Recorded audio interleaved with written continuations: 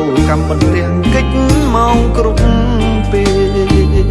បាំងដប់ឆ្នាំនេះគេចាប់រឹតមន់ទាំងហើយគេមិនបណ្ដោយឲ្យសឹងចំឡងគ្នាទេខ្លួនទីពឹងខ្លួនគ្មានអ្នកណាជួយយើងទេຕົកមួយក៏ម្នាក់ឯងដែរអត់ចេះមានតែទឹកភ្នែកហូរហើយចែកវិញ្ញាសា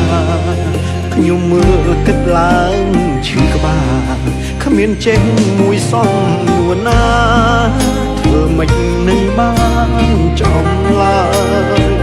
ងាកស្ដាំងាកឆ្វេងលោកគ្រូអ្នកគ្រូមិន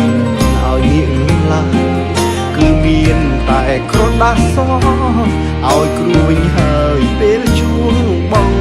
ខំរៀន12ឆ្នាំ